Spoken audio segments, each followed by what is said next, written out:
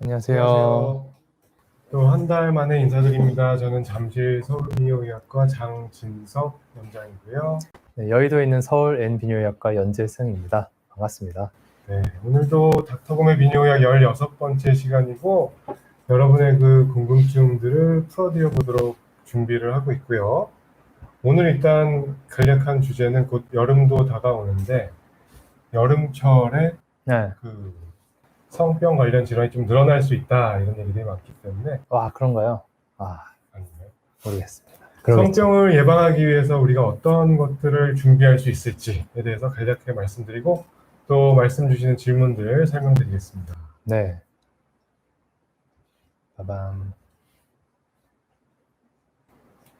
오늘 말씀드리는 내용은 저희가 뒤에 있는 저희 채널에서도 정리를 해서 다시 올려드릴 예정이니까 많이들 들어와 주시면 좋겠고요.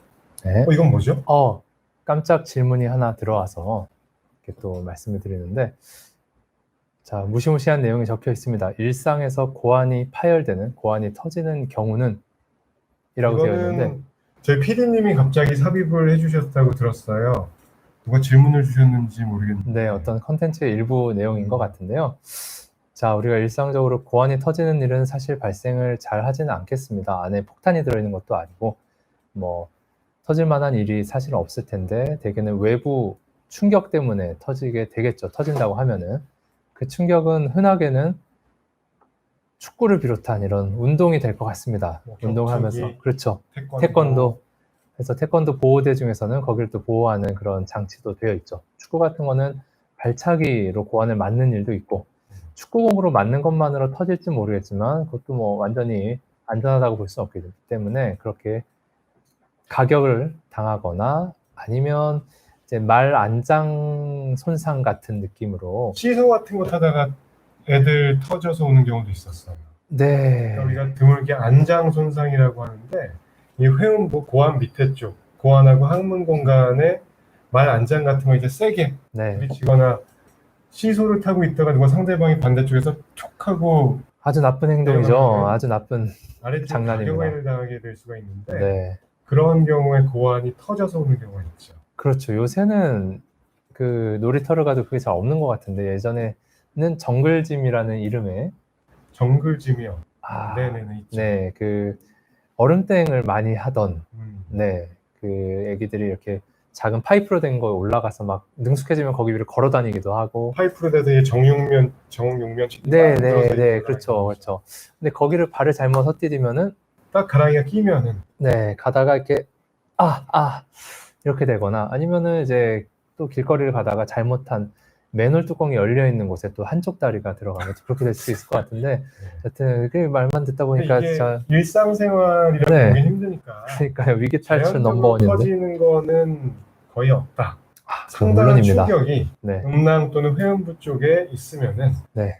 그 고환을 둘러싸고 있는 백막이 찢어지면서 네. 큰 출혈이 나타날 수가 있겠죠. 응급 상황이죠. 매우 위험합니다. 너무 아프고 너무 무섭고 너무 붓기 때문에 당연히 응급실로 뛰어가시겠지만 그거를 부끄럽다고 해서 어떻게 되겠지 냉찜질만으로 참거나 이래선 절대 안 되겠습니다. 찢어진 부위, 혈관 손상 여부 이런 걸 봐야지 우리 고환을 살릴 수가 있습니다. 네. 고환이 터지는 손상이 있는 경우에는 응급실로 와서 검사 및 필요시에 수술을 하게 되죠. 무서운 일입니다. 네, 그럼 여기까지. 이치금님 안녕하세요. 그렇죠. 예전에는 놀이터가 정말 지금 생각해 보니까 유격 훈련에 가까운. 구름다리도 있어요. 맞네요. 요새는 그런 거 없겠죠. 네. 박대희님 안녕하세요. 박대희님이 네. 저한테 무슨 케이크 선물로 보내주셨어요. 어머, 너무 감사하게도. 와, 박대희님 안녕하세요. 멀리 계시다고. 네. 직접 와서 진료는 못 보는데. 네. 제가 이렇게 답을 몇 번 드렸었거든요. 네. 고맙다고 말씀 전해주시면서 선물을 주셔서 케이크를 잘 먹었습니다. 정말 감사합니다. 랭커님도 안녕하세요. 이치금님도 안녕하세요. 네, 넘어가면은. 네. 자, 그럼 오늘 저희가 성병 관련한 내용을 간략하게 말씀을 먼저 드리고 여러분들 질문사항을 또 받아서 갈무리해서 설명을 드려보겠습니다. 네. 우선 성병 저희가 많이 다룬 주제이기도 하고 여러분들 모두 다 잘 아시는 내용일 텐데요. STI, Sexually Transmitted Disease 또는 Infection 해서 약자로 부르고 있고, 보통 병원에 STD 검사 하러 왔습니다 이런 분들 있잖아요. 네, 검사 이름이 굉장히 정형화되어서 이제 많은 분께 그 이름이 굳어진 것 같은데, 사실 엄밀히 말하면은 STD라고 하는 명칭 자체가 성병을 의미하고, 그렇죠. 소위 말하는 STD 검사, 소위 뭐 남자라면은 소변 검사, 여성이라면은 질 안에 액체를 수압해서 나가는 그 검사는 그 중에 매우 일부이죠. 중요하지만 일부에 불과하긴 하죠. 그래서 용어는 STI 또는 STD는 성병하고 동일한 의미고, 성행위를 통해서 전파되는 질환을 총칭하는 겁니다. 여기서 성행위라고 하면은 남자 여자 어떤 성기 질 삽입, 항문 삽입, 뭐 구강성교, 동성 간의 관계 모든 걸 다 포함하는 겁니다. 네. 뭐 더 광범위하게 얘기해서는 뭐 어떤 그 신체 접촉, 네. 키스 뭐 이런 것까지 보는다고 하는 경우도 있겠지만, 우리가 네. 다루는 비뇨기과에서 다루는 성행위는 뒤에 언급한 이 정도를 보통 얘기를 하고, 네. 여러 가지 성병들이 있습니다. 그래서 열거를 해본 건데, 가장 흔한 게 이제 남자에서는 요도염, 여성분들의 질염, 자궁경부염, 이런 것들은 잘 아시는 몇 번 다뤘던 건데, 크네요. 네. NG, 나이세리아 고노레아, 임질이라고 하는 거고, CT, 약자로 쓴 건데요. 클라미디아 트라코마티스, 그 다음에 마이코플라즈마 제니탈리움, 그 다음에 트리코모나스 바지날리스, 이런 것들이 이제 전형적인 요도염 질염을 일으키는 성병으로 되어 있고, 아래 언급된 뭐 유레플라즈마 파도, 마이코플라즈마 호미니스 가데나다 바지날리스, 캔디다 등은 뭐 정상적으로 상재할 수도 있다, 또는 병원균으로 보지 않는 견해가 더 많기 때문에, 아무튼 이런 것들을 다 통틀어서 요도염, 질염 등 성병의 범주에 들어간다고 보시면 되겠고요. 네. 그다음에 이런 세균들은 뭐 세균이 존재한다고 해서 무조건 증상이 생기는 거는 또 아니니까요.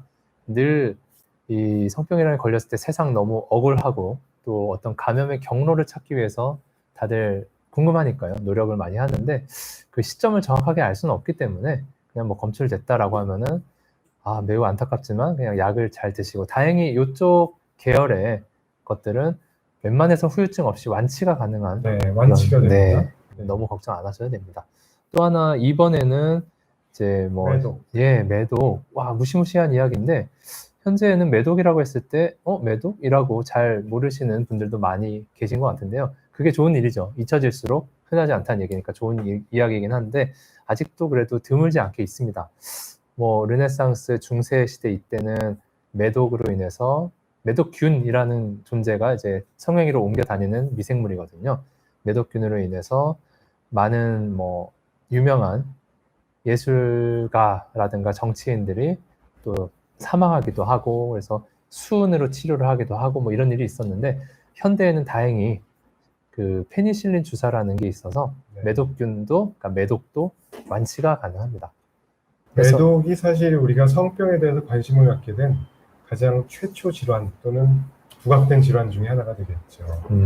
매독은 성기의 궤양성 병변을 이제 일으키게 되고요. 치료는 비교적 잘 됩니다. 네. 근데 한번 진단이 되거나 걸리신 분들은 나중에 검사를 하게 되면은 양성 반응으로 건강검진 같은 데서 나올 수가 있겠죠. 네. 활동성이 있는지 여부가 중요하고, 완치는 되는 경우가 더 많습니다. 치료를 적절하게 받으신다면요. 네. 세 번째로 헤르페스. 성기의 뭐 수포 같은 병변들을, 다발성 수포를 일으키는 병변이고, 대개는 접촉성으로, 스킨 투 스킨으로 피부가 닿으면서 전염이 되게 됩니다. 그렇죠. 한번 들어오면은 우리 몸에 거의 지속적으로 존재를 하게 되고, 피곤하거나 면역 기능이 떨어지면은 증상이 나타났다가 또 약을 쓰면은 없어졌다가 반복되는 그런 질환이 되겠습니다. 네. 뭐 에이즈 같은 경우는 HIV, 휴먼 이뮤노데피션시 바이러스, 그 후천적으로 우리의 면역을 담당하는 T 세포를 선택적으로 공격을 해서 우리가 후천적으로 우리의 선천 면역 기능을 잃어버리는 무시무시한 질병인 것이죠. 그래서 에이즈라고 통칭하기도 하고요. 에이즈는 아직까지 완치는 불가한데 그 사이에 또 눈부신 약물의 발전이 좀 있어 와서 약간은 만성병처럼 여겨지는 그런 현대에는 꽤나 그렇게 좀 조절 가능한 질환으로도 되어 있긴 한데 여전히 너무나 무서운 질환이죠.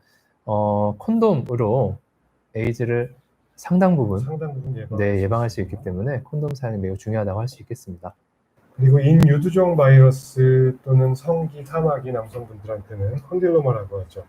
HPV라고 하는 인유두종 바이러스 때문에 생기는 거고, 서양에서는 이게 가장 흔한 성매개 질환, 성병이라고 알려져 있습니다. 그거는 가다실이라고 하는 백신 주사를 통해서 주요한 타입들은 예방이 되고, 암으로 진행되는 타입들이 있기 때문에 여성분들에는 자궁경부암, 남자한테는 음경암, 항문암 이런 걸로 진행이 될 수 있기 때문에 각별한 주의를 요하고 일단 주기적인 진찰이 중요할 것 같습니다. 네, 뭐 바이러스 HPV 같은 경우는 요새 굉장히 많이 이슈가 되어서 여성분들이 뭐 검진했는데 나와서 남자친구를 비뇨기과로 보내고 이런 경우가 많은데 사실 매우 흔하다라고 적혀 있는 게 전 세계적으로 30% 이상의 남녀들이 갖고 있거든요. 근데 대부분 운 좋게 증상이 없다 보니까 나한테 이런 것들이 있는지 모르고 다들 살죠. 그래서 성병이라니 말도 안 돼. 나는 굉장히 정상적으로 성행위를 하고 살았는데 라고 이렇게 충격을 받는 남녀들이 굉장히 많은데 그냥 무증상으로 갖고 있다가 그냥 자연 치유되는 경우도 많긴 하니까요. 사마귀가 생기면 놓치지 않고 치료하는 것, 그리고 여성분들 자궁경부암 검진을 주기적으로 1년에 한 번씩 받는 것, 그리고 무엇보다 장 원장님 말씀 주셨던 그 예방접종을 남녀 모두 해놓으면은 굉장히 명랑하게 그래도 잘 지낼 수 있을 가능성이 높습니다. 그리고 대개는 한 1, 2년 정도 관리를 잘 하다 보면은 자연적으로 우리 몸의 면역 체계에 의해서 완치가 되는 걸로 알려져 있기 때문에 너무 일단 걱정부터 하지 마시고 주기적인 검진을 받는 게 일단 중요하겠습니다. 그다음 B형 간염 같은 간염 질환들도 성병의 일종으로 보기도 하죠. 네. 그리고 기타 질환으로는 뭐 가려움증을 유발하는 사면발이, 옴 이런 것도 성매개 감염의 일종이 되겠습니다. 네. 그래서 오늘 원래 드리려고 했던 얘기는 이런 성병들을 예방하는 뭐 어떤 좋은 방법이 있을까? 안 하면 되죠. 안 하면 없다. 금욕하고 no sex, no 성병. 당연한 얘기인데 이게 쉽지가 않은 얘기죠. 네. 그리고 뮤추얼 마스터베이션 이거는 뭘까요? 와, 이건 어떤 일일까요? 그러니까 아까 언급했던 성행위 없이 네. 뭐 서로 상대에 대해서 애무, 비삽입 성교 이런 것들을 함으로써 어떤 성행위를 대체한다 뭐 이런 얘기들도 있습니다. 이것도 뭐 쉬운 얘기는 아니죠. 네. 그 액체가 이렇게 이리 만지고 저리 만지고 하면 옮을 것 같은데. 그래서 그 액체가 닿지 않는 선에서 뭐 핸드잡이라든지 그런 거. 와, 그렇군요. 그래서 그리고 두 번째, 파트너 수를 줄이는 것이 좋고 특히 동시다발적으로 멀티플 파트너가 있는 거는 안 좋다. 당연한 얘기겠죠. 그렇습니다. 한 명하고 꾸준히 건강한 성관계를 하시는 것을 권장한다. 네. 감염 위험이 있는 분과 관계를 했거나 또는 처음 만나는 분과 관계를 했을 때는 검사를 꼭 하시길 권장을 합니다. 네.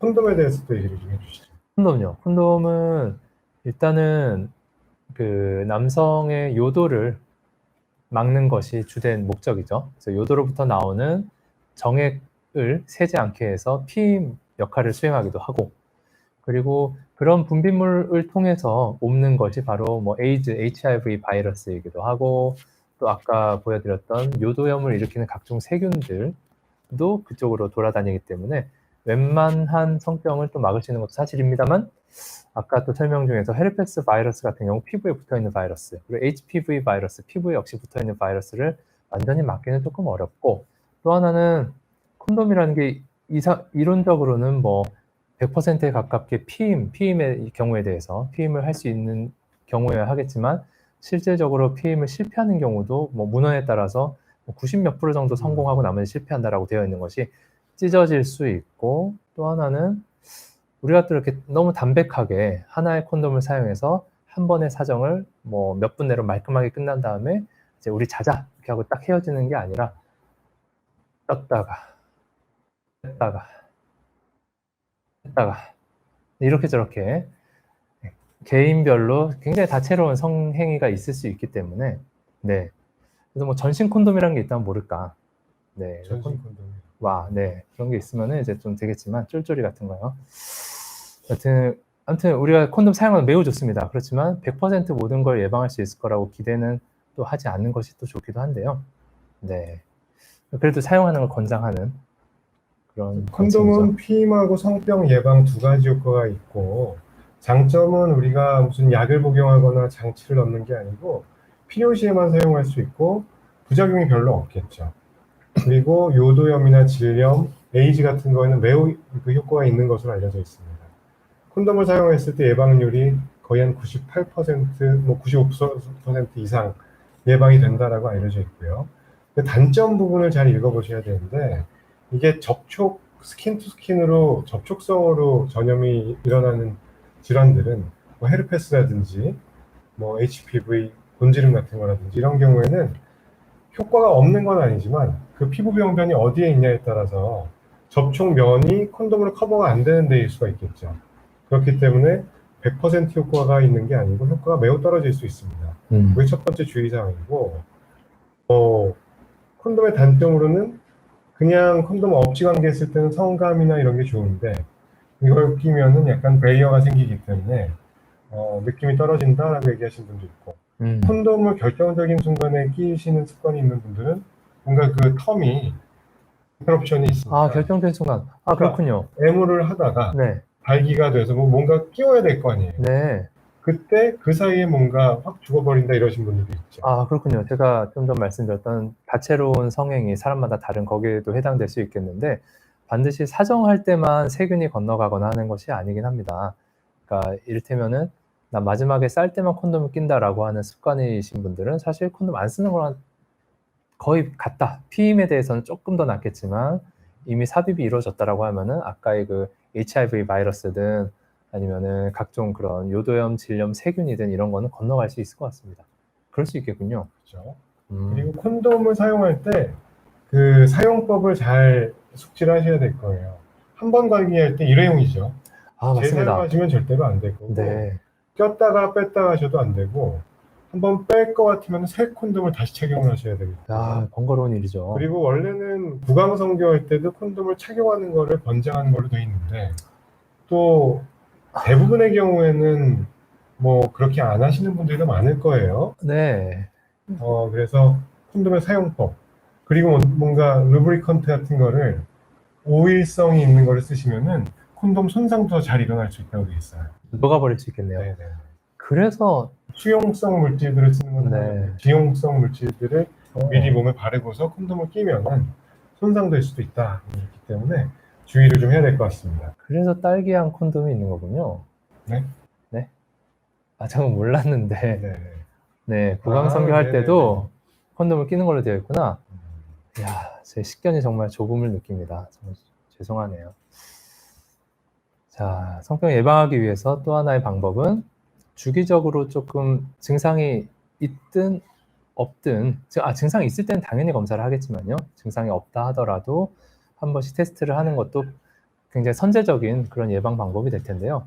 이 주기는 보통 얼마 정도를 추천을 하세요? 그런데 그 환자분들도 가끔 오셨을 때 그런 거 여쭤보시기도 하고, 자체적으로 분기별로 오시는 분, 뭐 1년에 한 번 오시는 분 이렇게도 계신데, 저는 이거 다 운이라고 보기 때문에 조금 이제 새로운 하나의 관계, 여자친구분이라든가 관계가 끝나고 이제 뭐 예를 들면 이제 헤어지고 다음 그걸 준비할 때라든가 아니면은 뭐 새로운 관계가 있었다라든가, 완전히 시간 대비해서 뭐 몇 개월에 한 번 이럴 수도 있겠지만 나의 상태에 따라서 달라질 수도 있을 것 같긴 하고요.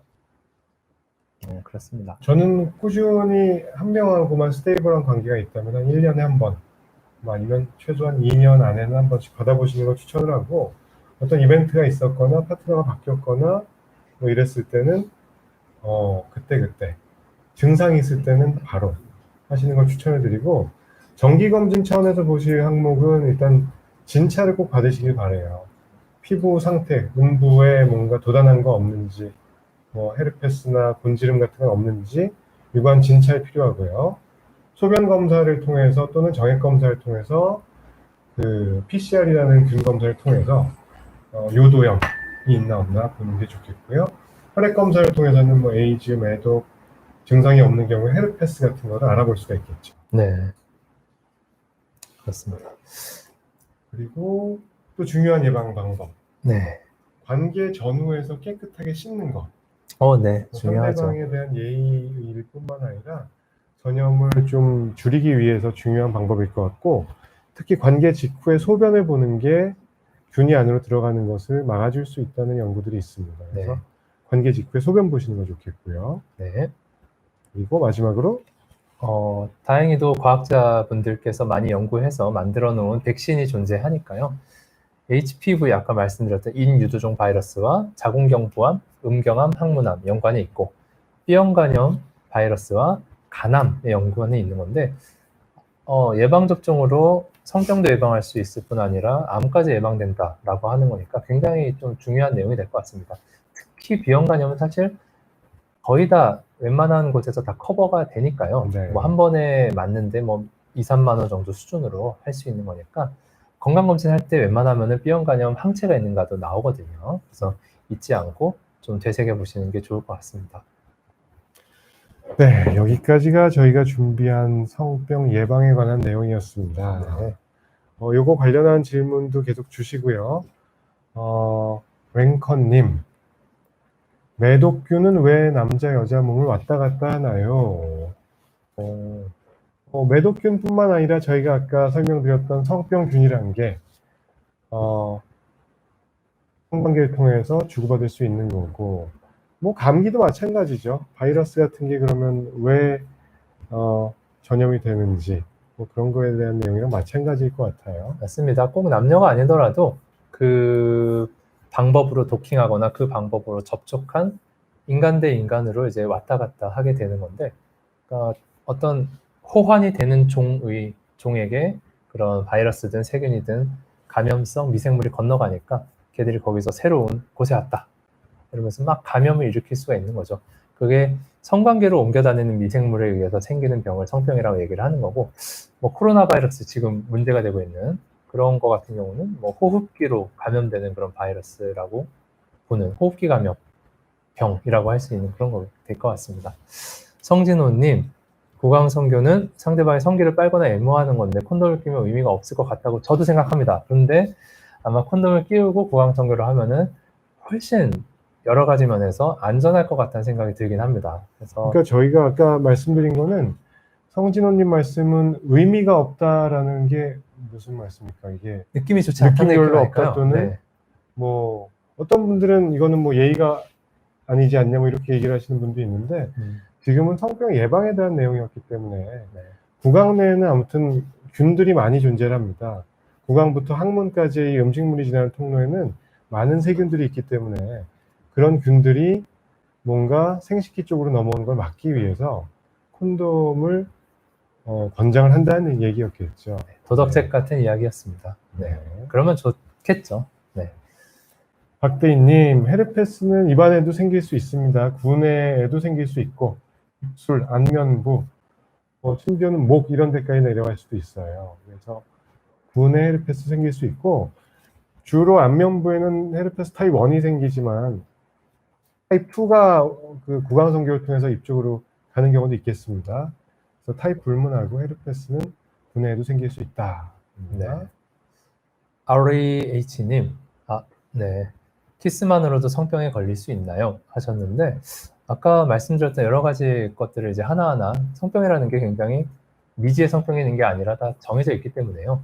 뭐 이를테면 요도염, 질염 이런 거는 딱 그 감염되는 위치가 그쪽이기 때문에 키스만으로 가지 않을 것이고, 매독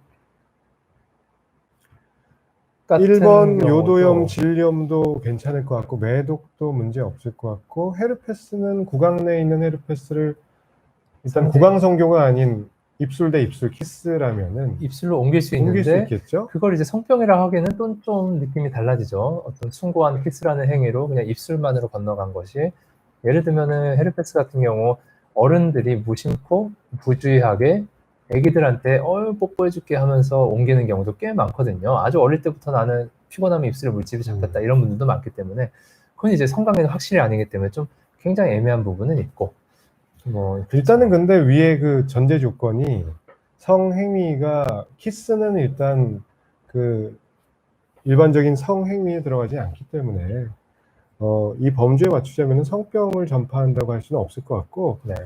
뭐 헤르페스가 있는 경우에 바이러스를 옮길 수도 있고 또 구내 뭐 HPV가 있다면은 네. 드물게 뭐 그 키스를 통해서 딥키스를 통해서 상대방 인후두 부위에 옮길 수도 있겠죠. 네. 근데 그런 걸 성병으로 보느냐는 좀 다른 얘기일 것 같습니다. 네.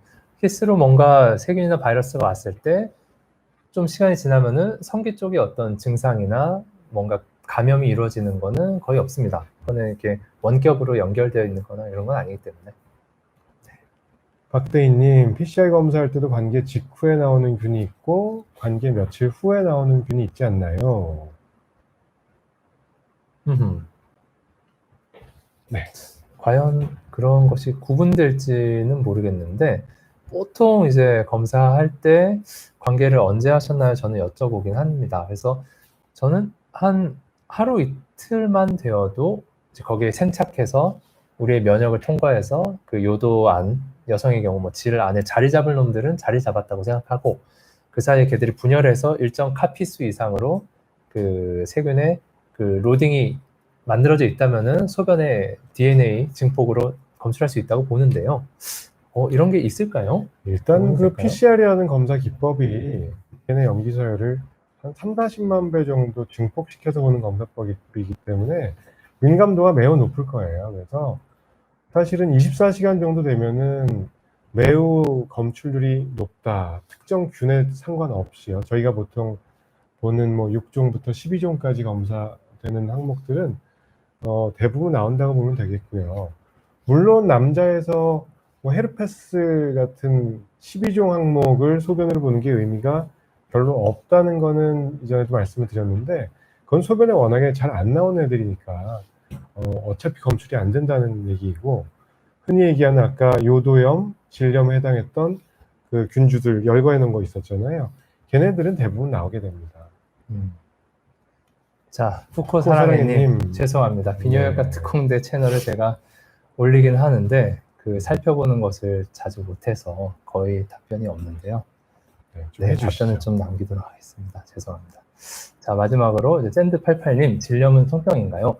굉장히 다양한데요. 질염이라고 하는 거는 여성의 질이 너무 약하기 때문에 성관계를 하거나 그러니까 단순히 면역력이 좀 약해지고 잠 못 자고 스트레스 받는 것만으로도 질 안에 원래 존재하는 그 세균들이 밸런스가 깨져서 분열하면서 질염이 될 수도 있고 그 성관계 후에도 충분히 윤활이 되지 않은 상태에서의 성관계나 음경이 뭐 크거나 아니면 너무 세게 하거나 오래 하거나 손으로 좀 자극을 많이 하거나 찢어지거나 여러 가지 이유로 질염이 일으켜질 수 있기 때문에 질염의 거대한 범주 안에 아까 말씀드렸던 그 성병 세균들이 검출되는 질염이라고 하면 그걸 성병이라고 말할 수 있을 것 같네요. 그 질염은 성병일 수도 있고 아닐 수도 있습니다. 염증이라고 하는 거는 꼭 어떤 균주가 원인이 아닌 경우도 있죠. 연재승 선생님 말씀처럼 물리적인 자극, 충격, 뭐 스트레스 이런 것 때문에 염증이 올 수도 있고 세균, 박테리아가 오는데 그 세균의 종류가 성병균일 수도 있고 아닐 수도 있기 때문에 그런 걸 검사하기 위해서 산부인과나 비뇨기과에서 그 PCR이라는 검사를 해보는 거고 그거에 따라 또 치료가 달라지게 됩니다. 네. 마지막으로 111 방울님, 질염으로 여성도 비뇨기과 가도 되나요? 부인과 진료가 좀 부담스러워서요 라고 말씀 주셨는데 예, 뭐 가능합니다. 사실 방광염, 질염 굉장히 같이 많이 오는 경우가 있어서 방광염 때문에 저희 쪽 내원하시고 나서 질염 세균이 검출돼서 그렇게 약을 쓰고 하는 경우도 많이 있거든요. 같은 검사를 진행하기 때문에 가능한데 근데 또 뭐 예를 들면 약간 연령이 있으신 분이거나 아니면은 그러니까 비뇨기과에서도 원래 여성분들에 대한 내진이 가능하고 하는 게 또 올바르겠으나 여러 가지 여건이나 이런 것 때문에 아마 부인과 진료 부담스럽다고 말씀하신 게 좀 그 내진 관련된 진찰 관련된 부분일 수 있겠는데 저희가 이제 세균 감염이나 이런 치료는 완벽하게 할 수 있습니다만 혹시나 내진을 통해서 그냥 단순 질염이 아니라 뭐 발견하지 못했던 그런 다른 뭐 혹이든 뭐든 이런 것들 놓칠 수 있어서 뭐 질출혈이 자주 있다든가 그러니까 굉장히 전형적인 질염 증상 외에 다른 게 있거나 자꾸 반복되거나 이렇다고 하면은 당연히 산부인과 가셔서 좀 부담스러우시더라도 한번 보는 게 좋긴 하죠. 저 같으면 방광염 증상이 있으시면은 비뇨의학과에서 질염 치료를 같이 하곤 하는데요. 그냥 기본적으로 질염이라고 하면은 산부인과 가시라고 추천을 드립니다. 말씀하신 대로 단순 질염 외에 다른 뭔가 자궁 경부에 이상 소견이 있는지, 대개는 비뇨의학과에서는 내진까지 하지는 않거든요. 저는 한 번도 내진을 해본 적은 없습니다. 뭐 질경 같은 게 있지도 않고요. 갖고는 있는데 해본 적이 없죠. 그냥 그쪽에서 분비물 같은 걸 채취해서 솔이나 브러쉬 같은 걸로 해서 볼 수는 있겠지만 정확한 판단을 위해서는 산부인과 주치의 선생님과 상의를 하시는 게 어떨까 싶습니다. 그리고 진료가 부담스럽다면은 뭐 요 검사는 조금 피하고 싶다라고 상의를 하시면은 주치의 선생님이 당연히 흔쾌히 그 협의를 해서 조정을 하시겠죠. 티파니님, 가다실은 여성이 맞는 걸로 생각했는데 둘 다 맞아야 좋다고 들었습니다. 남자가 맞으면 어떤 부분이 좋은 걸까요? 하셨는데요. 일단은 남녀 공히 뭐 이를테면은 이 가다실 4로 본의 아니게 연구가 됐었지만 4는 미국 같은 데서는 여성을 주로 맞췄고 호주 같은 데서 남녀를 같이 맞추어서 본의 아니게 어떤 스터디 형태가 딱 돼버린 적이 있었는데 당연하겠지만 생각해보면 당연하지만요. 미국도 여성의 자궁경부암 비율이 훅 줄긴 했으나 호주가 정말 굉장히 드라마틱하게 그렇죠. 예, 그 자궁경부암의 유병률이 줄어서 당연히 여성 혼자 방어하는 것도 좋지만 남자도 같이 맞추면 확실히 효과가 있구나라는 게 이제 밝혀졌는데 남자에게 좋은 게 어떤 부분이냐라고 한다면은 일단 가다실 라인이 2개의 사막이 잘 생기는 녀석과 7개의 자궁경부암의 90% 해당하는 녀석이 포함되어 있기 때문에 남성도 곤지름에 대한 예방률이 저는 반 이상 된다고 보고요. 그리고 또 하나는 내 여친, 내 와이프에게 위험한 걸 주지 않는다는 그런 장점이 있고 또 너무 드물지만 음경암, 항문암이 안 걸릴 수 있고 요새 인터넷 보면은 여러 가지 연구가 있는 것 같은데 고환암, 네, 그리고 무슨 전립선암까지도 약간 고위험군 HPV의 관련성에 대한 연구가 조금씩 되고 있는데 여튼 맞으면 굉장히 기분이 좋습니다. 그래서 남성도 맞으면 기분이 좋다고요? 누군가 나 지켜주고 있는 느낌이 들어서. 근데 비용이 들잖아요. 그게 문제죠. 비싸잖아요. 맞아요. 그게 문제입니다. 그래서 남자가 맞으면 좋은 거는 당연히 성병이란 건 주거니 받거니 하는 거니까 네. 여성분한테 프로텍션 되는 효과, 내 배우자, 내 여자친구를 지켜줄 수 있는 효과도 올라갈 수 있고 본인한테 좋은 거는 일단 확인된 거는 음경암, 항문암 뭐 이런 암들 예방 효과 있고 요즘 나오는 게 고환암, 결립선암은 아직 좀 그 연구 결과가 미비한 것 같아서 그런 예방 효과 있고 곤지름 생기는 거 막을 수 있고 그럴 수 있죠. 고촌 날다람쥐님 맞습니다. 자궁경부암 예방 접종, 가다실, HPV 백신 다 같은 말이 되겠습니다. 네. 그래서 오늘의 토픽은 여기까지. 박대인님, 고환 파열된 경우엔 고환이 어떻게 될까요? 고환은 혈관이 아주 많은 조직이기 때문에 출혈이 혈종 같은 게 크게 고여요. 원래 고환이 이만했으면은 한쪽만 출혈했으면 이렇게 좌우가 비대칭으로 커지죠.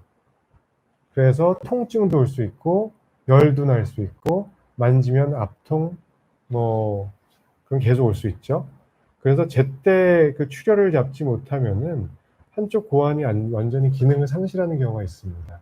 그래서 이거는 어디서 피가 나는지 음낭을 째고 들어가서 출혈 부위를 지혈을 하고 꼬매줘야 될 부위가 있으면 꼬매서 그 복원을 시켜주고 그러면서 경과를 지켜봐야 되겠죠.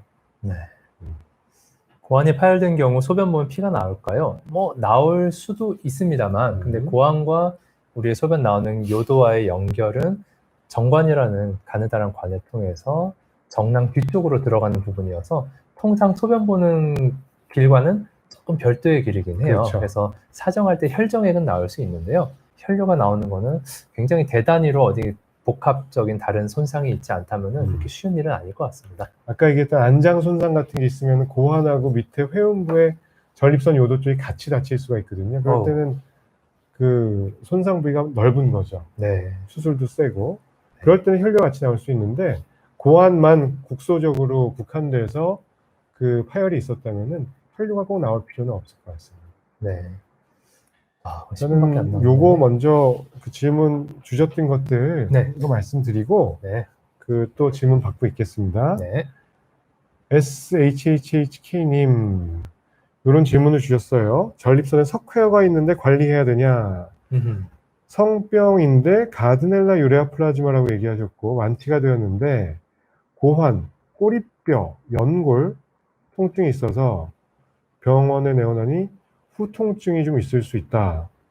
통증까지 완치가 되려면 얼마나 걸릴까요? 계속 이런 느낌이 되면 따로 검사를 받아야 되나요? 무슨 과로 가야 되나요? 네. 이런 증상이 호전되지 않으면 성관계는 안 하는 게 좋은가요? 성병은 12종, 그 STI 12종, 소변 검사나 뭐 이런 거겠죠. 그리고 네. HPV 28종, HIV 이외에 다른 성병은 없는 건가요? 네. 네. 성병이 암으로 발전할 수 있는 경우는 무엇일까요? 남자도 가다시 맞는 게 나을까요? 이렇게 복합적으로 질문을 주셨거든요. 몇 가지는 해결이 좀 되셨을 수도 있겠네요. 중간에 저희가 얘기한 것도 있고 네. 일단 그 답변을 그냥 적어왔어요. 네. 사전에 받았던 질문이기 때문에 제 답은 전립선 내의 석회화는 정상적으로 있을 수 있는 소견이기도 하고 특별한 어떤 증상을 일으키거나 하지는 않습니다. 그렇기 때문에 주기적으로 경과 관찰만 하시면 될 것 같아요. 젊은 분들은 굳이 자주 검사하실 필요 저는 없다고 생각을 하고 증상이 있거나 증상이라고 하면 배뇨 장애, 소변 보는 불편감이 있거나 통증이 지속되면은 1년에 한 번 정도는 전립선 초음파를 비롯해서 검사를 받아보시면 좋겠고요. 아까 얘기하신 그 균이 2개가 있었는데 치료는 됐고 통증이 남는다면은 비세균성 전립선염이 가능성이 있고 이거에 대해서 증상 치료를 받으시면 좋을 거예요. 4주에서 8주. 후유증이 좀 남을 수도 있죠. 반복되거나 재발하는 경우도 많고요. 그리고 어떤 과를 가면 좋을까요? 뭐 꼬리뼈 통증 있을 때 정형외과나 통증의학과 가서 저는 통증 자체에 대한 치료를 받거나 근골격계 문제가 있나 없나를 확인해 보시는 것을 일단 추천을 합니다. 그리고 아까 정상적으로 자위 및 성관계 하셔도 된다라고 말씀을 드렸고 3번이 성병이 완치되었다면 증상이 좀 있다 하더라도 관계하셔도 되고요. STI 12종은 임의적인 분류이고요. 보통 여성분들한테 적용되는 검사이기 때문에 저는 추천드리지 않는 편이고요. 보통 성병 6종에서 8종 정도를 남자들은 보면 되고 그 외에 아까 말씀드렸던 혈액검사, 뭐 성기 주변 진찰, 소변 검사를 통해서 뭐 요도염, 매독, 헤르페스, 에이즈, 곤지름, 뭐 사타구니에 뭐 또는 사면발이 이런 것들을 보면은 될 것 같습니다. 그러니까 성병 종류가 아까 언급하신 것보다는 조금 더 있는 거죠. 네. 초과해서 검사를 하신 거니까 이거 적합하지 않다고 해서 뭐 이렇게 나 잘못했나 이게 아니고요. 네. 뭐 네. 그래 잘 하셨다 이렇게 봐도 될 것 같습니다. 네.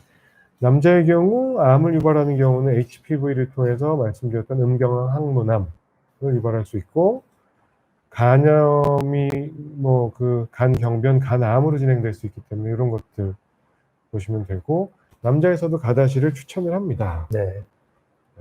저도 뭐 똑같은 답변이어서 석회와 신경 안 써도 될 것 같고 세균 없어도 비세균성 전립선염이 있을 수 있으니까 증상에 대해서 치료를 좀 받아보시면 될 것 같고 사정 통증 없다면은 이제 자위가 되어서 사정이든 그리고 세균 사라진 게 확인됐으면은 남녀 관계를 하시든 오히려 사정 저는 많이 하는 게 전립선염에 좀 전립선염에는 좋다고, 좀 도움이 되죠. 소통이 되니까요 생각하는 편이고요.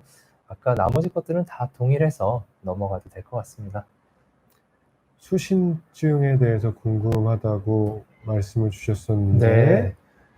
수신증 물숫자네요. 신장에 물이 찼다라는 그런 질환명인데 신장을 이루고 있는 내부에 소변이 원래 모이게 되는 깔때기 같은 부분이 신우라고 있고 그리고 소변을 깔때기에 모으는 잔처럼 생겼다라고 해서 건배할 때 신배들이 이렇게 저렇게 있게 되는데 그것들이 모이면은 깔때기에서 요관이라고 하는 관을 통해서 소변이 전달되어서 방광이 쌓이는 구조입니다. 근데 거기에 이제 물이 차게 되면은 단계가 있죠. 뭐 그냥 완전 정상부터 해서 신우가 조금 부었네, 신배도 조금 확장이 됐네, 신배 확장이 모든 신배가 다 확장이 됐네. 결국에는 신장의 필터 조직인 그 신장의 피질이라고 하는 부분이 얇아질 정도로 완전히 망가졌네. 뭐 이런 단계가 나뉩니다. 그래서 여기가 신장이고, 여기가 신우, 신배들이 있고, 뭐 이 신장만 알고 계셔도 되고요. 그 밑에 요관이 있는데 여기가 무슨 연유로 막히거나 이러면 오줌이 잘 안 빠지니까 여기 물이 차는 거죠. 정상부터 이렇게 좀 더 통통해지죠. 단계가 일로 갈수록 정도가 심각한 겁니다. 이 정도가 되면 나중에 신장 기능이 떨어지거나 만성 신부전으로 갈 수도 있기 때문에 관리를 요하는 상황이거든요. 후신증, 신장 내부에 물이 찼다라고 얘기를 하는 거고, 그 원인에 따라서 뭐 이 요관이 막히면은 물이 안 빠지니까, 그러니까 배관이 막히면 물이 싱크대로 넘치는 거죠. 그렇죠. 외부에서 누르는 경우도 있겠고 내부에서 막히는 경우도 있다. 그런 음. 원인들이 이렇게 열거가 되어 있습니다. 네. 내부가 막히는 거는 가장 우리가 흔한 게 요로 결석 중에 요관 결석이 있겠죠. 관 내부에 돌이 차는 거고, 요관에도 암이 생길 수 있어서 내부에 암 조직이 길을 막으면은 물꼬가 안 터서 물이 찰 수 있고, 선천적으로 뭐 또는 후천적으로라도 신우요관이라는 부위에 혈관 같은 게 이렇게 꾹 눌러서 뭐 막히는 경우도 있고요. 뭐 이런 이유들이 있을 수 있고요. 외부의 누름도 있을 수 있겠죠. 네, 임신을 했을 때는 생리적으로 조금 수신증이 여성분들에게 살짝 온다고도 되어 있을 정도로 요관이 살짝 좀 자궁이나 확장되어 있는 아기들 자궁이 좀 커지니까 막을 수 있을 것이고, 혹은 신우 주변에 뭐 어떤 낭종이 있어서 눌렀다거나 뭐 하대 정맥 후에 요관이 있다, 주변 조직에 암, 종양이 생긴다, 뭐 후복막에 섬유증 같은 게 생겨서 이렇게 저렇게 당겨버리면은 이 원래의 그 해부학적 구조물들이 위치가 이렇게 교란되면서 그렇게 될 수도 있고, 뭐 다쳐서 그럴 수도 있고 그러겠죠. 영양은 신장이 좀 기능을 잃게 됩니다. 기능을 잃게 되고. 이게 오래되면 신장 기능이 영구적으로 떨어질 수 있기 때문에 조치를 필요로 하는 경우들이 있고, 물을 빼주기 위해서 원인을 제거하거나 또는 어떤 뭐 관을 넣어주거나 네. 외부에서 관을 뚫어서 물을 빼주는 작업이 필요할 겁니다. 네, 일단 원인 제거가 제일 중요할 겁니다. 네. 요거는 저희가 몇 번 얘기했었으니까 네. 좀 넘어가고요. 네. 포경수술 저희 둘이 공통 의견입니다. 포경수술을 꼭 해야 되는 경우는 일부 병적인 상황, 진성 포경이다, 감돈 포경돼서 안 돌아간다라든지, 귀두나 또는 요로 감염이, 귀두 포피염이나 요로 감염이 너무 수시로 재발하는 경우를 제외하고는 꼭 해야 되는 경우는 사실 없습니다. 근데 여러 가지 수술을 통해서 얻을 수 있는 이점이 있기 때문에 많은 경우에 수술이 권장됩니다. 그래서 이거는 비뇨기과 선생님하고 상담을 해서 필요한 경우일까 아닐까 말씀 나누시고 본인 선택에 의해서 진행하시면 될 것 같습니다. 네, 본인 선택이 제일 중요하죠. 네.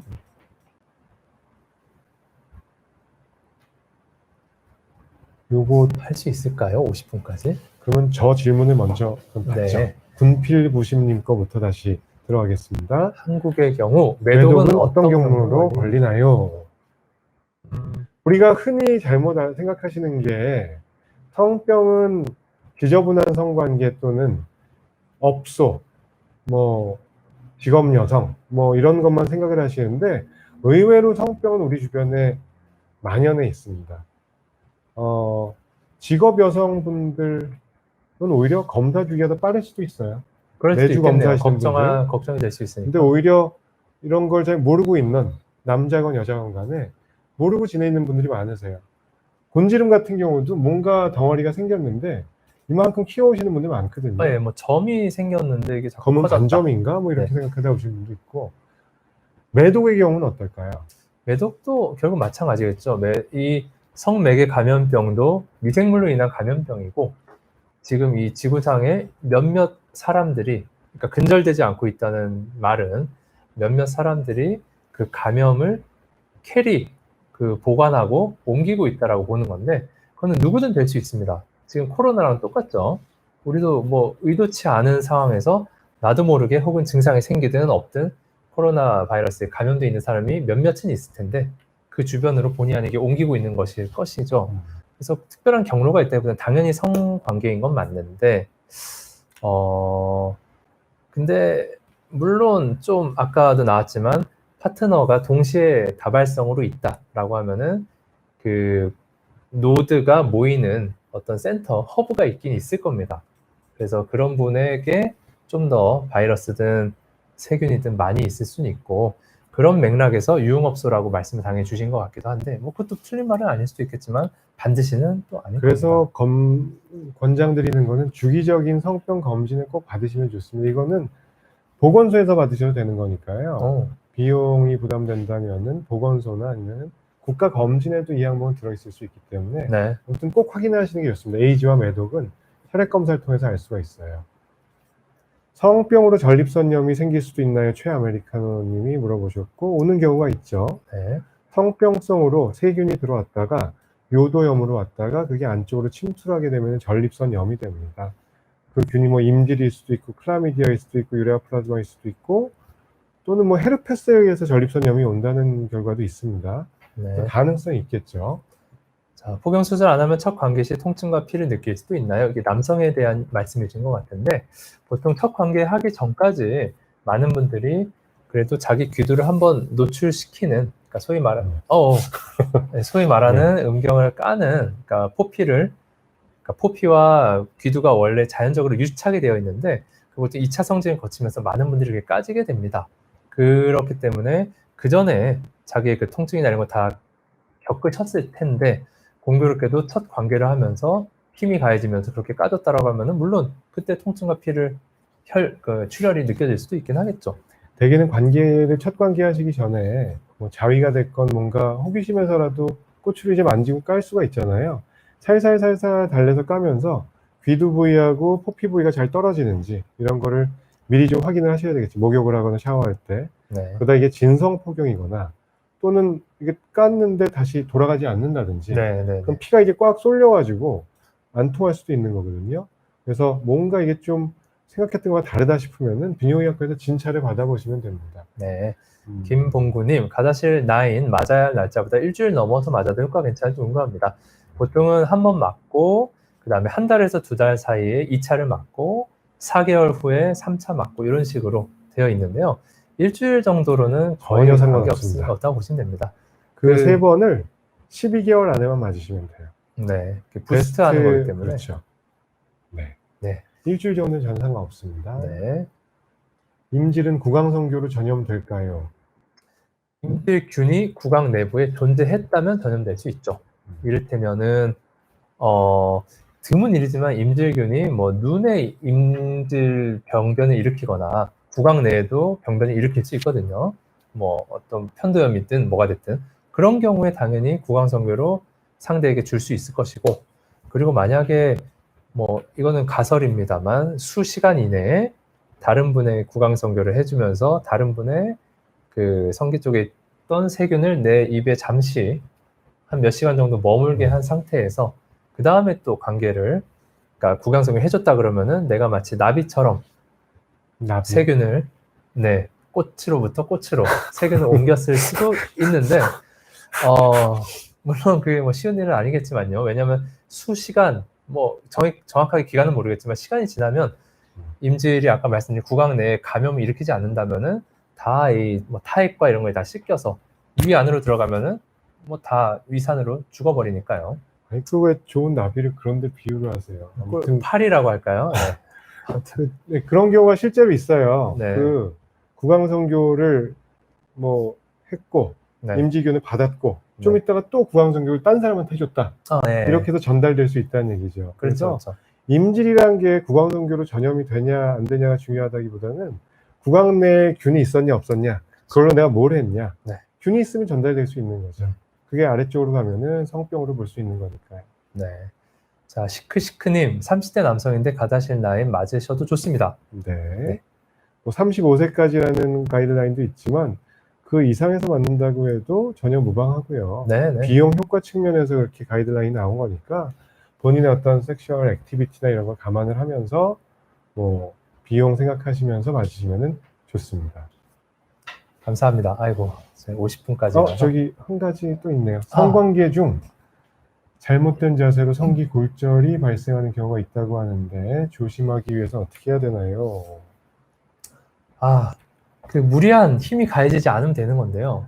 네. 네, 우리 성기 안에 뼈가 있는 동물도 있습니다. 근데 인간은 성기 안에 해면체라고 하는 조직으로 차 있고 아주 질기고 단단한 백막이라고 하는 걸로 쌓여져 있는 존재인데 그 백막이 찢어지면 그게 음경골절이라고 약간 잘못된 말이겠지만 그렇게 칭하거든요. 그렇게 취하고 있는 거죠. 그래서 발기가 풀로 되었을 때 과도하게 꺾이면 골절이 일어납니다. 그래서 여성 상위 체위나 아니면 굉장히 도전적인 체위를 하실 때 조금 주의하시는 것이 좋죠.